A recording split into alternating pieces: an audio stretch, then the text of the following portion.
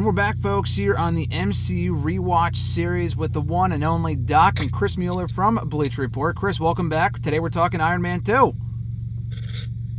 Yes, we are. I know it's one of the more forgotten films, as a lot like the Hulk was, and we'll get into that soon enough, but this is one of those movies that I have not seen since it came out a decade ago, and this weekend actually commemorates 10 years since the movie's release. It doesn't really feel like it's been that long. Jeez, has it really been 10 years already? Yeah, I looked it up earlier, and it said May 7th, 2010, if you can believe that. That makes me feel old.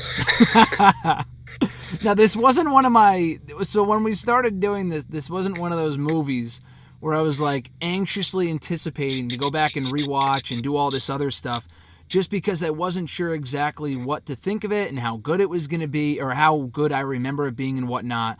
But actually, after rewatching it, it's a lot like the Hulk. It's not as bad as you'd think it would. It might be one of the weaker MCU movies, but I think overall, though, it's not an entirely bad film, would you say? No, it's not a bad movie. I look at Iron Man 2 as it's like a solid mid-card wrestler, you know? Perfect. I love that comparison. It's not the main event like the Avengers, but, Yeah. it's decent. I think it's a good, and I'll get back to this at the end here, I think it's a good transitional film from Iron Man 1 to 3. Now, I know we said when we talked about Iron Man a couple of weeks ago last week that, Tony Stark, unlike someone maybe like a Thor and some other people like that, doesn't really have that big of a character shift. I mean, he does from the first Iron Man to Endgame, but that's like about a 12-year difference. We're talking here, from Iron Man 1 to 2, there's not many major differences.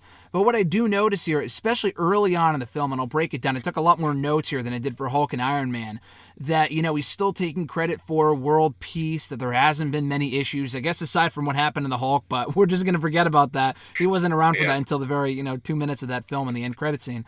He's still very cocky and taking credit for world peace, and he's still not an entirely likable character. Did you notice any major or minor character shifts for the Tony Stark character from the first film to this one? No, I mean, he was still the same, smart-ass kind of guy. This movie, I think, the biggest part that it played was advancing the technology of Iron Man. So by the time we got to the Avengers, all the new stuff that he had didn't look like it just came out of nowhere. Mm-hmm. So it was kind of a nice stepping stone between the more mechanical first movie and the more sci-fi Avengers movie. That was another thing I was going to ask you about. When they get to, and I'll be all over the place here, when they get to the racetrack scene, when they introduce Whiplash, Mickey Rourke's character, Ivan Vanko, which we'll get to momentarily, when he first puts on the suit, after Happy and Pepper come to save him, so to speak, they give him the suitcase of the suit, and he just kind of steps right into it. And it's this a quick transition, not as quickly as we would see in Endgame and later movies, but it's still pretty seamless considering that it took him maybe not a while, but it was like an actual suit in Iron Man 1, which took place in chronologically only 2 years prior to this. Yeah, and I do like that they at least showed that his little suitcase Iron Man suit wasn't quite as capable as some of his other suits. Mm-hmm. It got destroyed pretty easily. Yeah, exactly. But yeah, they made a big jump in the technology, but it wasn't quite as big as nanotech, so it was still easier to buy. Yeah, exactly. It was a pretty good transition or an evolution, I would say, of the suit. And only mere moments after he introduces this awesome new suit, it's like, oh, cool. And then he gets his ass kicked by Whiplash on the track. And obviously they take him into custody and whatnot, but the suit is kind of beat up after that, and he has to kind of recuperate and before we see him back in action at the end of the movie. But speaking of Whiplash, first question for you, because I was kind of confused by this, watching this back right before I called you. Did they call him Whiplash at any point in this movie, or is it just Ivan Vanko? Yeah, I don't think the name Whiplash ever gets said. So it's just kind of it just kind of just call him Ivan Vanko. Yeah, that's what I figured. I mean, it's just okay, he's supposed to be the Whiplash character from the comics, so that's what we'll kind of take inspiration from, but we won't call him that in the movie. Is that kind of what they're going for, I guess? Yeah, from what I understand, it seems like they sort of combined the father and son characters from the comics Hmm. into just Mickey Rourke's character, because I think his father was Iron Man's first like real rival, and then it was his son later, because the son is a relatively new addition to the comics. Oh, okay. Like he was only in the comics for a couple of years before this movie, whereas Anton Vanko had been in for a long time. I like the fact that they introduced him not immediately, because I was kind of confused as to why he was so obsessed with Iron Man. Again, I have not seen this movie in a long time, so I forget a lot of parts about it. But I like how they kind of slowly transition into that by maybe not a quarter, maybe like midway through the movie, when Iron Man is confronted by Nick Fury, and there's Coulson there as well, and they're discussing how it was Vanko's dad that had history with Tony Stark's dad, and that was kind of the inspiration behind what, why Ivan wanted to go after Iron Man, as opposed to, this is why I didn't really like the opening scene of the Hulk, because it kind of, was rushed in my opinion, as we discussed last time. This, it kind of felt like a more gradual build to the big reveal, as opposed to like, oh, exposition, and they kind of leave you wanting to find out why, he's going after Iron Man for the better part of this movie. Yeah, I mean, it would have been nice if they had planned ahead of time and laid a little groundwork in the first Iron Man Yep. about like this Anton Vanko character being part of his dad's past, but it is what it is. Comic book villains come and go in these movies, and this was like a minor villain that they needed Stark to overcome. And then, we're probably never going to see this character again. Very minor character, because it seems like after watching it back, he's very much, I don't know if overshadowed is the right word, but Justin Hammer, part of Hammer Tech, he's the real big rival to Stark here, as opposed to Whiplash and Ivan Vanko. So I don't know. It seems like he played his role well. I really like Mickey Rourke in that role, and we'll get to Rourke in a second, because it kind of seemed like he had a bit of a career resurgence around this point, between this and then The Wrestler 2 years prior in 2008, which I absolutely loved. It's one of my favorite movies. But in terms of the character itself, is it, rightfully so, one of the more forgotten villains in the MCU for a reason? Yeah, and it was also like the second time he ends up facing a guy who's just in a bigger version of the Iron Man suit. Okay, exactly. That's exactly what I was thinking watching this, going back from the So, first film to this one. It seemed a little weird. yeah, it's not that exciting to watch somebody face two villains in a row that are kind of similar. Yeah. Like, yeah, he had the whip thing in his first outfit, but then the second thing he's got is just a full-on Iron Man suit, Mm-hmm. essentially. It's one of the drones just in suit form, essentially. Right. Yeah, I noticed that too. I'm like, I'm sure that was intentional, but it just seemed a little weird that they would kind of go down that same route. Like, oh, we'll turn your tech against you. And not that they really did that in the first movie, because in this movie they were trying to take it from him, and they were like, oh, okay, it's a weapon, and we're going to use it for the army, whatever. And that's when kind of Hammer took it and used it for his own evil purposes. Another thing to kind of clarify too. So Hammer enlists Ivan Vanko to kind of create these suits. Although they're not suits, they end up being drones, because that's what he wants them to be, or that's whatever. So he takes the suits and he makes it into a drone, and he's pissed at him by the end of the movie. Hammer's pissed at Ivan Vanko. Despite that, he still goes to the expo or whatever, shows off the drones, but while he goes to the expo, he keeps Vanko in that room, and he shows off the drones anyway. So why was he mad at Vanko in the first place? Because he didn't make it a suit, even though he was happy with the drones that were made? Well, I think he was going to present something no matter what, just because he felt like he had to show up Tony. Okay. But yeah, I mean, he probably would have preferred suits, and obviously Vanko made one for himself. But yeah, it seems like it was more of a, well, this is what I have to work with, so I'm going to present these. And he just assumed it was going to be a quick show and tell, and he didn't know that they were going to be fully operational. What were your thoughts on Mickey Rourke as Ivan Vanko Whiplash in this movie? I mean, he's a good actor as far as being like physically imposing and looking the part. His Russian accent was obviously not great, but Yeah. most people who fake a Russian accent don't do it well anyway, so you can't really expect anybody to do it. Mm-hmm. But yeah, he was good. I mean, he did what he needed to do for the part to be good, but again, it was a forgettable villain.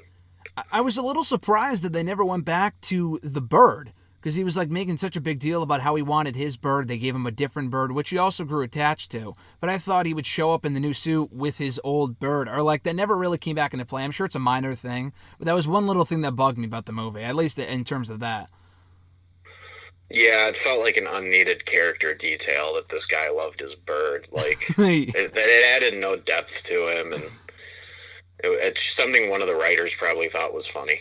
Yeah, I guess maybe just because when they took the bird from him, the security guards did. That's when he got pissed, and then he just hung them like a couple minutes later. So maybe that's why. But yeah, it just seemed a little unnecessary. So like I said, we have him, but we also have Justin Hammer, who's really the big bad of this movie. He's the first. I mean, actually not, because I thought the opening was good too. I'll ask you about that before we get to Justin Hammer. The opening of the movie, we see Vanko creating this new suit as to kind of get back at Iron Man for what he did to his dad, who actually passes away in the opening moments of the movie. Did you like how that kind of mirrored from the first film when we see Tony in the cave building the first Iron Man suit? Did you like that kind of mirrored image there? Yeah, I mean, they're in the Marvel movies. They're good at laying in imagery like that, and of course, it also kind of speaks to the whole like repeating from the first movie. This was still like early on in the MCU, so they were still kind of going by what most superhero movies were at the time, which is a villain who essentially just challenges the main hero in a one specific way, and then that's it. Mm-hmm. So with Justin Hammer, played by Sam Rockwell, what were your thoughts on him? And also, I thought one of the best parts of his entire character in this entire movie, attempting to be manipulative and everything else, were the dance moves that he showed off at the expo right before he started talking. I thought that was one of his better character traits. He's a really good dancer. I didn't know that. But your thoughts on... Yeah, Sam Rockwell's a great dancer in general. Yeah, I didn't know that. Watching, I'm like, oh man, this guy's got moves. But your thoughts on Rockwell as Justin Hammer? I was really hoping he would come back at some point, because he's obviously still alive and just like in jail somewhere. Yep. And I feel like he is one of those villains that they could, if Sam Rockwell is willing to come back, they could pull out for a future movie. And it would be interesting to see him as a villain for somebody else now. Like, there is no Iron Man anymore, but if Peter Parker is considered the new Tony Stark in a little way, then maybe he could be a villain for Peter Parker in the future. And that would kind of be a little bit more interesting to see Spider-Man fighting this tech mogul versus tech mogul and tech mogul, Yeah, exactly. A lot like, and it's not the exact same thing, but when they took that minor character, the scientist or the doc, whatever, the guy from Iron Man 1, and then they used him as a villain, not the main villain, of course, but as one of his, henchmen, Mysterio's henchmen in the most recent Spider-Man movie, Far From Home. I thought that was a really cool throwback detail. And that's not just, 2 years ago. That was a whole decade earlier, even actually more so. It was 11 years earlier that character was first introduced. This one, we talked about the leader from the Hulk movie. I can kind of understand that because, again, the Hulk movie, they're trying to forget and not bring back characters from. I get that. But this, the guy was all over the movie, even more so than Vanko was, I would argue. And he is still alive. He was only arrested. And Iron Man was never really able to give him his just due, because it was Pepper Potts and Black Widow that arrested him. I don't think Tony ever saw him again after that. So, I don't think he even wanted to really kill Tony. That was all Whiplash. He just wants to show Stark up. Yeah, exactly. He just wanted to ruin his legacy, he said. But, you don't even really get the impression that he hates Tony. You almost get the impression that he wants to be friends with Tony. And because Tony does not care about him at all, it drives him nuts. Yeah, I love that. I love that scene in the movie early on when he's like... He was there at the dinner, and then he left, and then they show him in the racetrack at the big race and whatever. And then he looks at the camera, and he's like, and he notices that he's kind of watching him, whatever, that he's addressing him. I thought that was just a great scene. Oh yeah, when Stark winks at the camera. Yeah, and he points at the camera. I thought that was great. This movie, dude, has so many first of all, big names. You have the usual people, Robert Downey Jr., Sam Rockwell is a staple in this movie. But not just them, but the cameos. The cameos in this movie, I should say, are just crazy. There's so many little different, pieces that all of these people play. First, of course, you have God, what's his name? I'm thinking of Stan Lee. God, I don't know why I blanked on his name for a second. You have Stan Lee, but he's posing as Larry King. Why did they have Stan Lee pretending that is he acting as if he's Larry King, or does he accidentally mistake him for Larry King? Tony does. Well, he's dressed like Larry King, so it makes me think he's supposed to be Larry King. But then there's also a scene in another movie where he mistakes him for Hugh Hefner, so I think it was just a running joke in the Iron Man movies. So he kept thinking he was somebody else. Yeah, I don't remember what role he played in Iron Man 3. I mean, I guess we'll get to that at some point when we talk about it, but yeah, that was in the first Iron Man movie that they mistook him for Hugh Hefner. So that must be a running joke, you're right. But not just him, so we have Elon Musk in this movie, which is one of the most random cameos I guess maybe because his character is based off of Elon Musk and just the genius that this guy is and whatnot. Maybe that's why, but he was in this movie. They had Olivia Munn as the interviewer on the red carpet or whatever at the very beginning of the movie. They had Bill O'Reilly on the screen at one point later on from Fox News, reporting on Iron Man. How they got him and agreed to do this movie, I have no idea, or why he would want to be a part of it, I have no idea, but I thought that was funny too. What were your thoughts on all the cameos in Iron Man 2?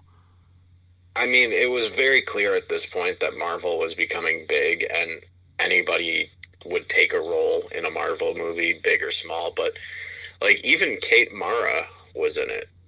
So was that the woman early on with the red hair that issued him the subpoena or whatever, or was that someone else? No, yeah, that's her. She ended up playing the Invisible Woman in the newest Fantastic Four movie. Oh, okay. I knew her from somewhere. I didn't see that movie, so I didn't think I recognized her from there, but I've definitely seen her in other movies somewhere. Yeah, she's been in a bunch of things. So is her sister, Rudy Mara. She was the girl from that girl with a spider tattoo or something like that. Oh, yeah. I know what you're talking Dragon about. tattoo? I don't know what it was. Yeah, something like that. There were 2 movies, I think, yeah. Yeah. Yeah, I completely forgot about that. I was going to ask you who that was, because I was going to look it up, but I wasn't exactly sure what to search, because she was in the movie for all of 2 seconds. But, yeah, I thought I recognized her. So they also brought back the AC/DC theme in this movie, a lot like they do all the other Iron Man movies. We heard Highway to Hell during the credits scene, and then they had Shoot to Thrill, WrestleMania 25 vibes at the very beginning of the movie when they introduced Tony Stark. What were your thoughts on the incorporation, once again, of AC/DC in Iron Man 2? Well, it's part of his character. His character is known now to be a fan of that style of music. I think at one point he wears a Black Sabbath shirt in one of the movies.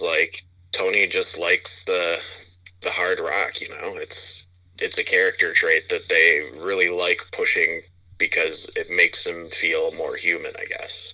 So with the characters that they bring back, now you mentioned, God, if you say it, I'll remember, but it's the guy from Thor and the guy that gets knocked off in Winter Soldier. And he's also... Coulson? No, not Coulson. Sitwell. Sitwell, yeah. So Sitwell, he's been in a few movies before, The Big Ruse or whatever, in Winter Soldier. In this movie, which I completely forgot about because, of course, I haven't seen it in so long, so I didn't remember that he was in this movie. They have Senator Stern, who is also actually in, not Endgame, but Winter Soldier when they revealed that he's part of Hydra. I completely forgot about that. And he also plays a pretty significant role, too, early on during the court scene.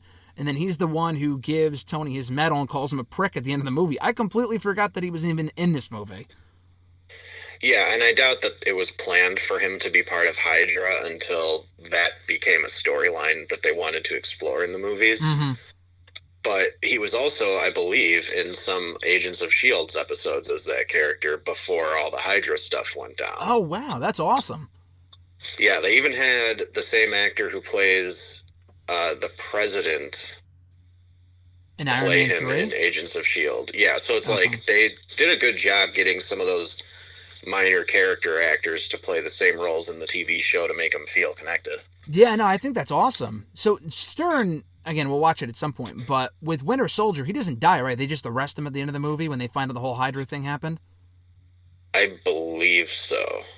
I remember the big reveal with him, and he says, "Hail Hydra," and he whispers it, whatever. But I thought they showed him again, and I thought... Yeah, don't they show him in handcuffs or something? Yeah, I think so. Yeah, they showed him... I don't remember. I'd have to go back. It's been a while since I've watched Winter Soldier. Yeah, we'll get to that at some point, but just kind of looking ahead. So with Rhodey, they had Don Cheadle. We talked about this briefly in our first Iron Man review. He's introduced as the new Rhodey in this movie. We already talked about the original actor not being, not wanting to resign, whatever. And then they bring in Don Cheadle. I thought he did a great job. You already said previously that you thought he did great as well. Didn't they make a comment when they first introduced him during the court scene in this movie about him looking different or something?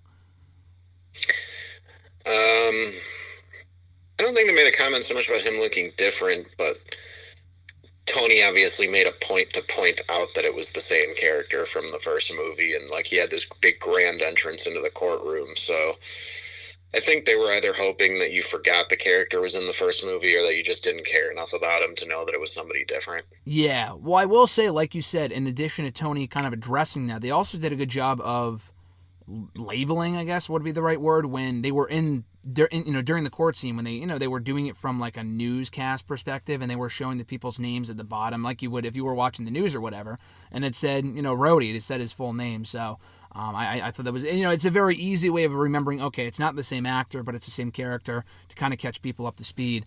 But yeah, so another new character they introduced in this movie. He's a new actor, but same character. New character, though, Natalie Rushman, a.k.a. Black Widow. This is her first appearance in the MCU. What were your thoughts on, what's her name? Scarlett, I almost said Scarlett Bordeaux from NXT. Scarlett Johansson.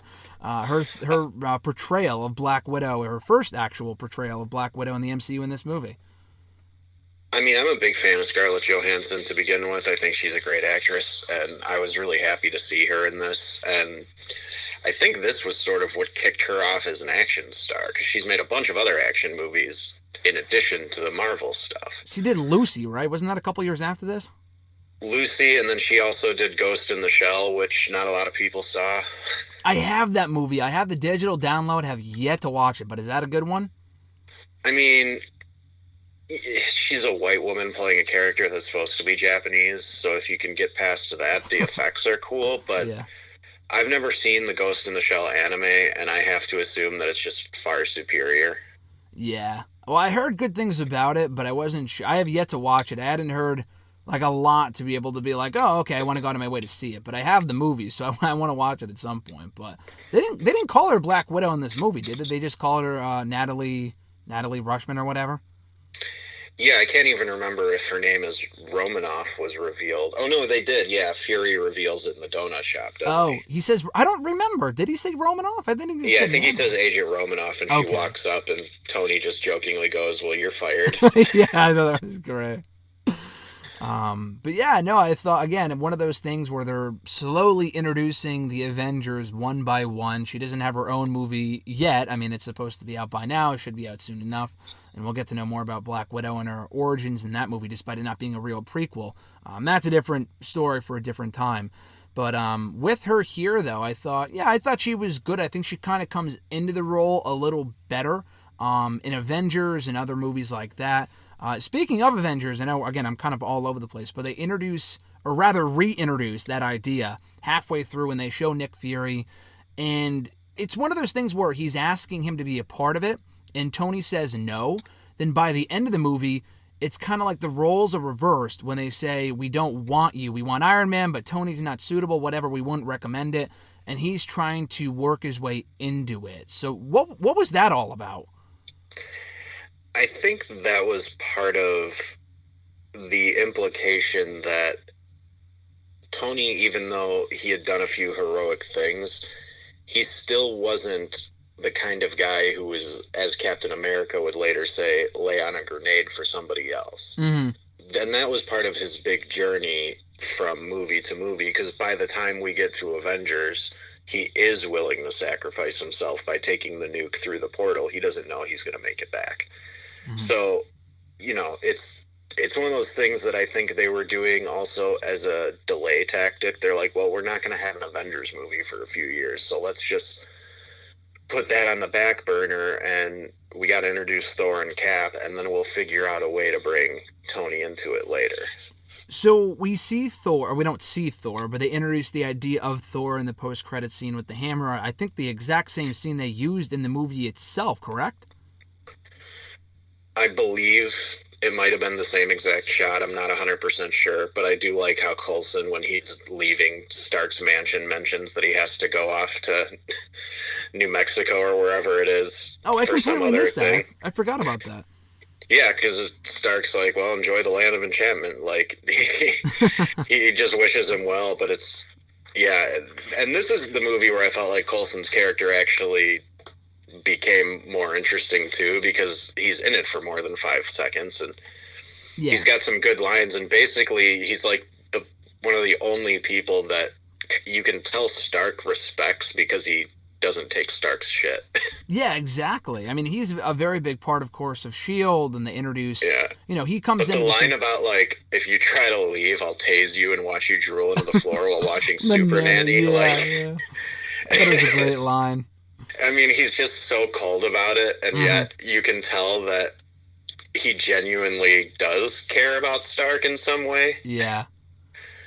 Yeah, and he's the one who finds the Captain America shield, too. Yeah, exactly. Like the prototype where he's like, where'd you get this? And Stark's like, oh, let's use that to help my machine. Like, just sticks it underneath to wedge something up. Yeah. I thought that was a nice little Easter egg. I was just about to say, so I thought that was a nice nod for what was to come about a year later with the first Captain America, the first Avenger movie. Why didn't, I mean, from a storyline standpoint, I guess I know why they didn't do this, but from a storyline standpoint, he sees the Captain America shield, and then he uses to prop up his machine, and then they completely forget about it after that. Again, I know it's an Easter egg, like you said, but from a character standpoint, wouldn't you think that he'd be like, no, that's something actually really important, or it didn't dawn on him in that moment? Well, I don't think Stark really knew what it was. I think it was probably something he found in his dad's effects that Coulson had given him. Mm-hmm. But I don't know. I mean, at first, I don't know if they had announced Captain America by this point, but I just figured it was just a fun Easter egg. Yeah. Yeah, I don't know. I'm trying to think. I'd have to go back and look, but I'm pretty sure they probably would have by this point, just because it came out about a year later. But yeah, they were probably just starting to plant the seeds for what was to come between that Thor. But either way, it was a funny moment. It wasn't just like, oh, you see the shield in the background or whatever. Like, they actually discussed it and they brought it up, and they just forgot about it after that. And it's not even the real shield. It's like a plastic prototype or something. Yeah, that's like half built. It doesn't even look right. Yeah, like, exactly. There's something off about it. I can't remember, but... Yeah, it looks like a toy that's like taken apart, and you can just see the star. I mean, you can tell it's his shield, but it's not complete by any means, nor does it even really look like a real shield. Like you said, it's probably more of a prototype. That's not even the first time they were going to reference him. I don't know if you know, but there was a deleted scene in the Hulk where they actually show Edward Norton going up north, and he ends up like over this icy area, and he tries to commit suicide with a gun, but he turns into the Hulk, so it doesn't work. Yeah. And he like smashes the ice, and when the ice comes up, you actually see Captain America buried in the ice. Well, you see Chris Evans as Captain America on the ice at that point? Well, you see Cap. I don't know if it would have been Chris Evans at that point, but yeah. Holy shit. Is that is that on YouTube? Yeah, you can find that deleted scene in a lot of places. Holy shit. I never knew that. I've never heard that before. That's actually really cool. It's a really quick thing, too. Like, you really got to be looking for it. Oh, is it like underneath the ice or something that you see him, or like in the background? Yeah, it's like the ice that comes up when he smashes the ground. You see like a split-second image of a dude buried in the ice. Oh, wow. Holy shit. Is that still canon or now, just because it was a deleted scene? I think it is considered canon because Ruffalo actually mentions the fact that he tried to put a gun in his mouth and it didn't work. Yes, he did say that in Avengers, and then they never... Yeah, I thought that was just like a weird line, like, oh, it was something they never addressed. No, it's supposed to be a scene in the Norton movie. Holy shit. That's interesting. So the fact that made the cut for Avengers, but that scene didn't in the Hulk, but they still reference it anyway. Like you said, it must be canon. So, that's pretty interesting. That's the first thing I'm gonna do as soon as we wrap up this conversation is go see that. I think that's pretty cool. One little line here. Obviously, they were not planning ahead, and I doubt this was intentional. But one line I really like from Vanko that he says here is he says when he's talking to Tony in jail, he said, "If you make God bleed, people will cease to believe in him." And we kind of see that a little bit with Thanos years later in Infinity War when he says, oh, just a drop of blood or just a speck of blood or whatever. I mean, again, not intentional here, but do you think that was something they may have kept in mind when they had... Iron Man was the person who, I believe, if I remember correctly from Infinity War, was the one who made him bleed. Do you think that may have had anything to do with it, or just a, complete coincidence? I honestly never thought about it. That's a good point. I mean, it's possible that the writers were... I mean, you can tell the writers went back and watched every movie because there's very careful references to everything throughout. Absolutely, yeah. Avengers 3 and 4.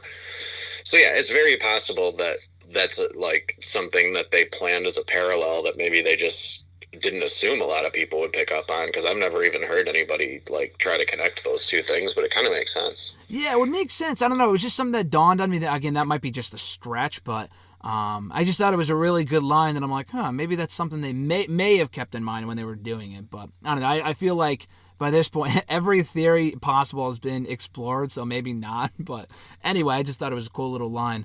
But so I got to ask you this too. I don't think it really came into play in Iron Man 3.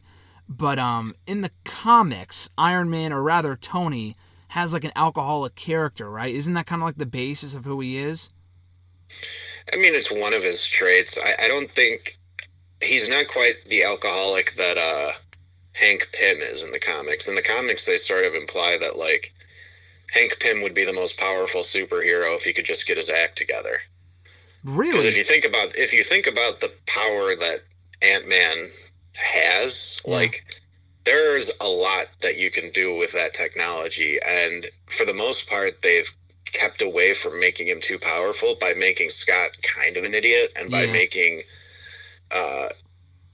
Michael Douglas just too old to do anything with it. Mm-hmm. That's never been referenced before. The fact that he was an alcoholic at all. I mean, it seems I think that was a trait that they just left in the comics. They probably felt like we don't need another alcoholic hero. Yeah. Yeah. And I mean, with Tony, it's not even really alcoholism, because they never make it an issue that he has to get over it. Exactly. He's sort of just a drunk. That's what I was going to say. So they had the scene in this movie where they're partying, and that's when they introduce War Machine, which I'll get to in a moment. But was that meant to plant the seeds for... Because, again, the third movie is way darker than I would argue these, the first two. It doesn't really come into play at all, the fact that he has these alcoholic traits. Do you think this was designed to plant the seeds for something that wouldn't happen, or is, again, just a coincidence and kind of like a subtle character trait that he has? Well, I think it is definitely a character trait that his character likes to drink, but that scene felt to me more like he was spiraling out of control because of his health. Yeah. So he got a little drunk and then freaked everybody out at the party. And that's when we see Rhodey take on the War Machine suit. And I think this is another one of those themes of the movie when we see them kind of clash. In this scene, he takes the suit, and then they fight again at the end, obviously not because War Machine wants to, not because Rhodey wants to, but because Vanko's controlling the suit. So what were your thoughts on the introduction of War Machine and the War Machine suit in the movie, and how Rhodey kind of takes on the suit as his own by the end? I thought they did a good job with it. The fact that by the end of the movie, the suit has like so many more weapons than Iron Man's suit, I thought was a little weird, but then they made a pretty clear point to show that even with that, like, Tony's is still more advanced. Mm-hmm. But yeah, I mean, it was a good choice to bring in Don Cheadle because he's just a likable guy. So he made the character likable. I think the scene, or not just the scene, but just, Don Cheadle as War Machine really legitimizes the character, because he doesn't really come across as anyone important, to be honest with you, in the first movie. We see a lot of him, Rhodey, that is, but he doesn't really...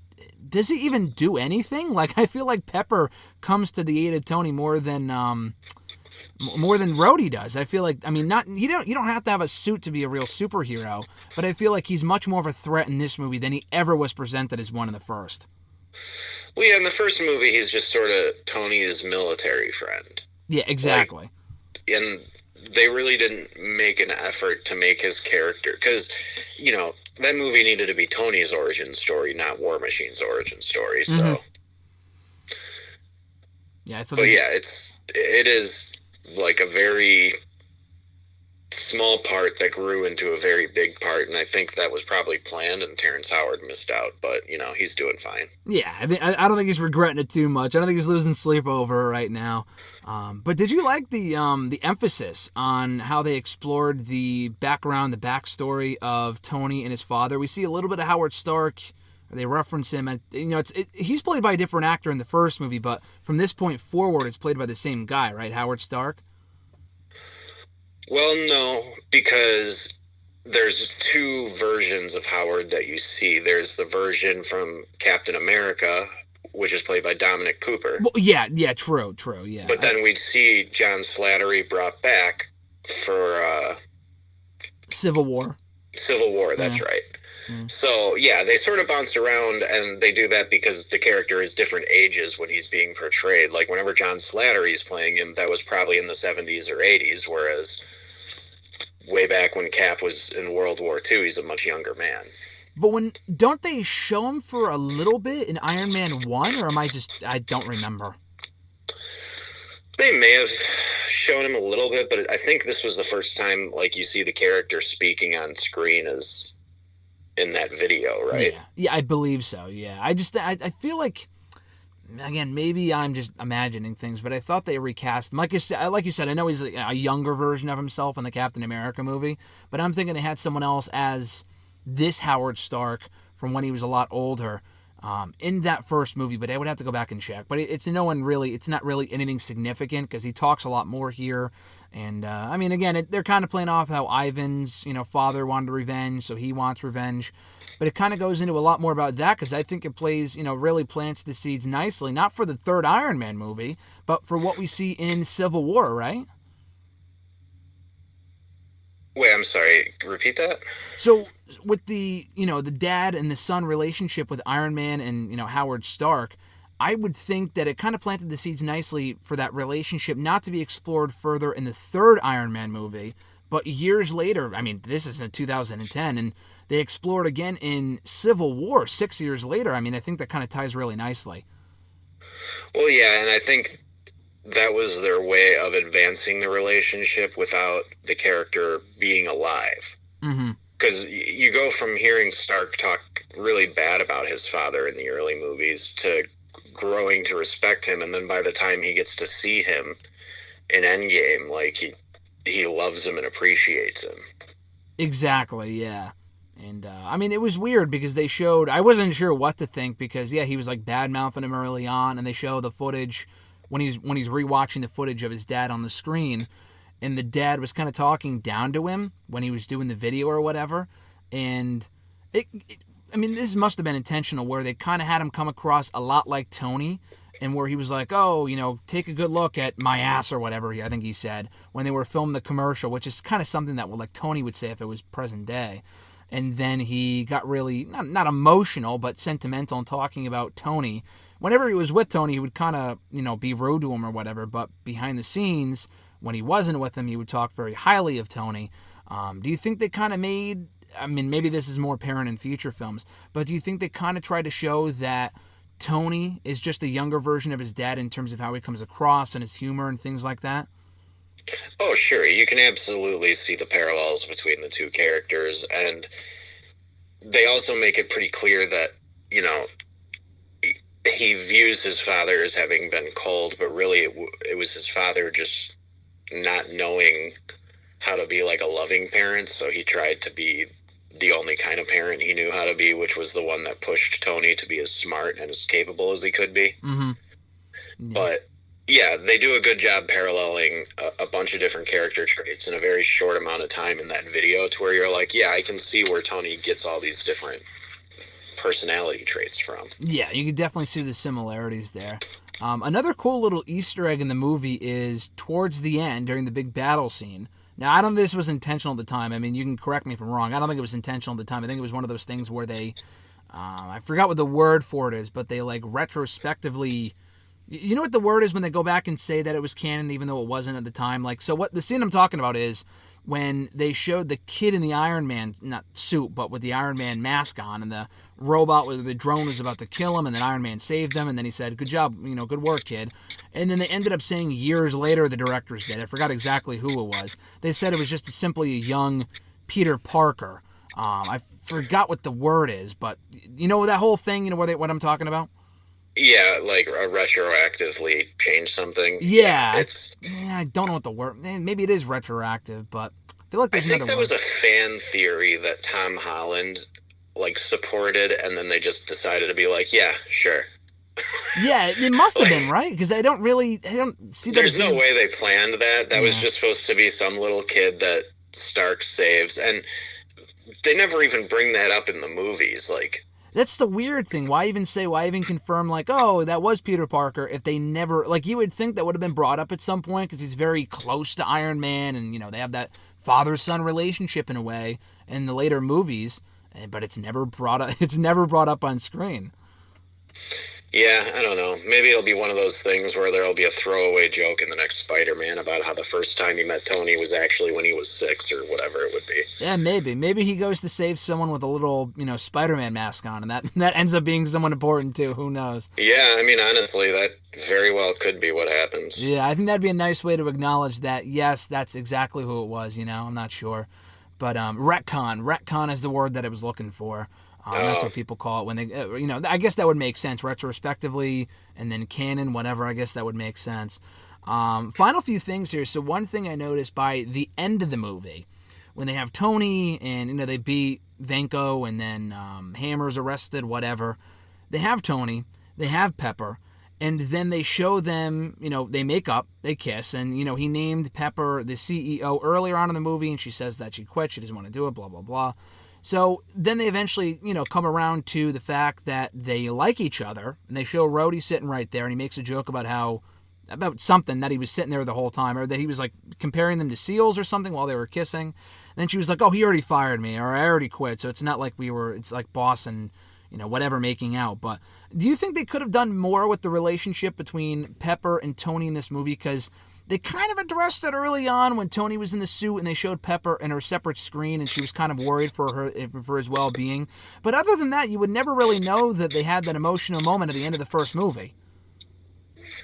Well, I think this movie was more concerned with so many other things that they relied on the chemistry that those two established in the first movie to justify the romance. Because they had to do so many other things in this movie, like introducing Natasha and getting Fury in there and chronicling two different villains, that, the few scenes that they had together probably didn't do enough to build that romance to some people. But I think the first movie did enough to establish how they actually felt that you would accept it.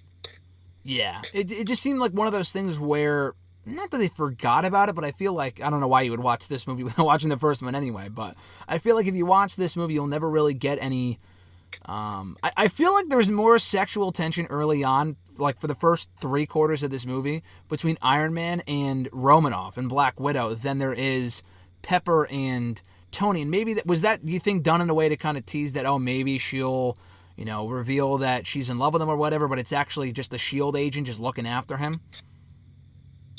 I think with that, it was part of her job was probably to flirt with him a little bit because they know that Tony would flirt with her. Okay, yeah. But by the time you find out who she is, she's clearly not interested in him. Yeah, exactly. Yeah, they just drop that all together because they kind of tease it at one point. She makes a dirty joke or something, and it's like, oh, okay, where is this going? Is Pepper gonna walk in on her or walk in on him talking like this? And then it's completely dropped after she reveals that she's a member of S.H.I.E.L.D. So I assume that was just to kind of throw the scent off of who she actually was.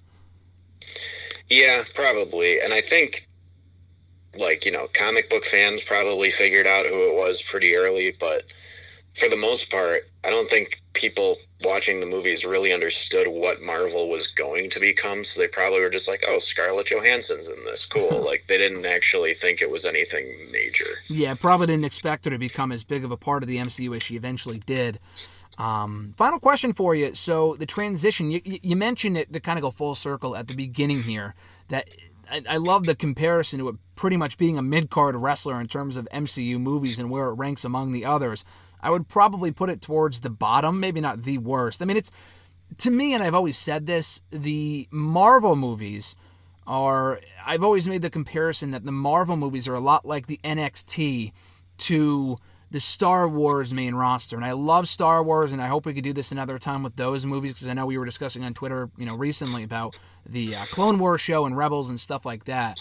It seems like people are kind of in agreement that all of these movies, there's not one bad, from what I can say anyway, in my opinion, there's not one bad Marvel movie. A lot like there's no bad takeovers. There's just good, great, and amazing, and a lot, or some are better than others. I wouldn't call this a bad movie at all, but for me it really feels like a transitional film from the first one through not only just the second, or the third one rather, but just Avengers. I feel like they kind of made this to get from point A to point B. Yeah, and it served its purpose. I mean, it kept the Iron Man character relevant before Avengers. It did a good job showing how his technology had advanced, and by the time the Avengers starts, it's like him and Pepper are in this relationship already. So, yeah, this movie did a lot of things, but it was kind of just a stepping stone. I doubt very many people will cite it as their favorite movie, but it's also not, the worst movie in the MCU. It's probably down, like you said, towards the bottom, but not necessarily like all the way. Yeah. Would you say yes or no if it's recommended viewing? Is it a movie, if you're watching the MCU, maybe not in order like we are, but if you're going back and you're recommending people like, oh, you need to watch this movie, that movie to understand this. Like, for example, we'll talk about Ultron at some point. Not the greatest Marvel movie they've ever made, but it's very important to many events that happen later on. And I noticed that when I rewatched it before Endgame recently, they even say Endgame in the movie. Kind of make that reference. This isn't a movie that you would say is recommended viewing for Marvel fans? I mean, if you're going to watch the whole MCU, yeah, watch this movie. I mean, it's an entertaining movie. It's good character study for Tony, and it's got some entertaining other characters. So, yeah, I mean, it's one of those movies that if it's on TV or you have the time, definitely watch it. I wouldn't not recommend it. I feel like the Iron Man movies, last thing, I feel like the Iron Man movies are constantly on TV, specifically USA Network. I think they must own the rights to it, because I feel like they're always free on, like, I have Xfinity. They're always free on Xfinity, they're always on TV, on some channel or another, Yeah, because they know that it's the kind of movie that if somebody's just looking for something to watch in the background that's familiar, they'll just go to that. Yeah, and not just USA. I was gonna say, I think FX too. They air the Iron Man movies a lot, but they're great movies. And again, this is the weakest of the three, in my opinion. But it's still something I would not turn off if it was on TV. Specifically, the first one and the third one. They're always on, and rightfully so, because they're very good movies. But this has been great, Chris, breaking down Iron Man 2. I always feel like, I told you when we first started doing this, like, oh, okay, we'll devote 15, 20 minutes, per episode. I'm looking at the clock right now. We just went 50 minutes talking about Iron Man 2. It just kind of goes to show that there's a lot more to talk about with these movies than I originally expected. I can only imagine how long our conversations are going to be with some of the later installments, are even more important than this. But the next movie on the docket that we'll talk about next week is Thor. Not my favorite, but looking forward to rewatching it nonetheless. See, I love Thor. Really? The first Thor, yes. I love that movie. Oh, okay. I thought it was one of those movies. I thought you had said last week that it wasn't one of your favorite movies, but maybe we were just referencing it or something. But I probably wouldn't say it's even in the top 5 MCU movies, but I do love that movie, and we'll go into why. Of course, we'll spend the entire podcast next week breaking down Thor. Very excited to watch it, even more so now knowing that you like this movie, so I'm sure it's going to be a great conversation. But people can find you on the Twitter machine at BR_Doctor, right? Yeah. Perfect. This should be going up on Tuesday, I believe, so after the Money in the Bank pay-per-view for wrestling fans. But you do great work as always, Chris. Very much enjoyed the panel predictions article you put up over the weekend, and always a great time talking to you, dude. All right, yeah, thanks. Take it easy, man.